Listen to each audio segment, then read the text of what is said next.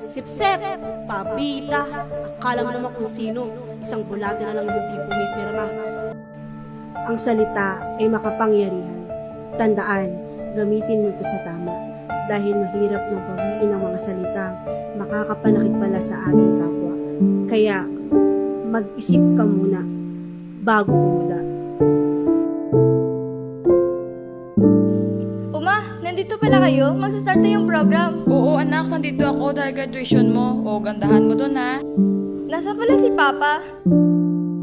Oh anak, proud na proud kami sa'yo ng nanay mo. Andito lang kami palagi para suportahan ka.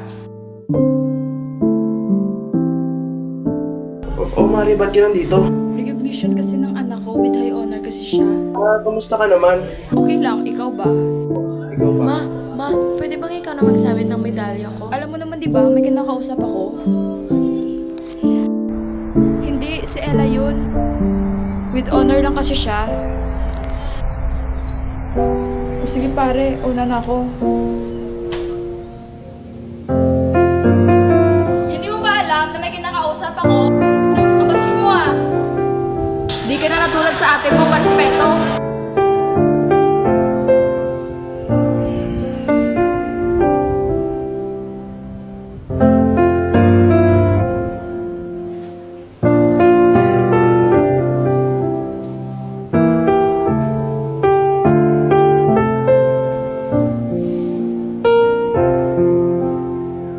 Oh, Iya, nasaan ang mama at papa mo?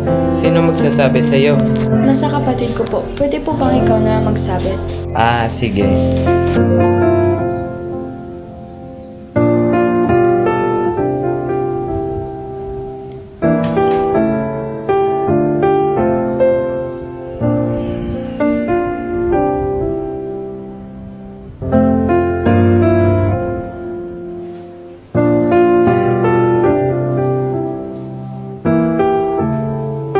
Magandang umaga po. Uy Mare, yun pala mga anak ng kumari nating si Susie. Yun pala si Ella, napakalait na bata. Hindi man lang marunong magbati yung isa niyang anak. Alam niyo ba, ang panganay na anak ni Aling Susie ay napakatalino.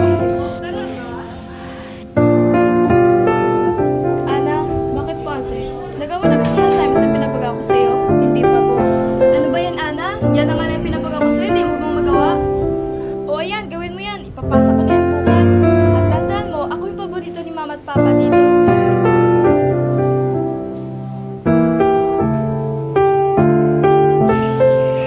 Ano yan? Sa ikaw ba prinsesa? Alam mo namang bawal yan. Good morning po ma'am, bakit niya po pinatawag? Mrs., meron lang akong gusto sabihin sa'yo na ang anak ni si Ella ay nahuli kong nagkokodidor noong isang araw nung nag-exam. Ano? Di ko? Hindi magagawa ni Ella yun. Kalma lang, Mrs., dahil ako rin magulat. Dahil talino niya sa klase, akalain nagkokodidor.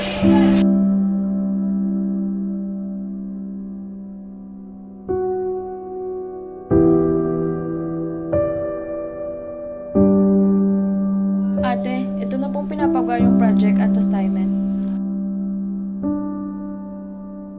Ha? Ito lang? Papangit naman ito. Ulitin mo yan.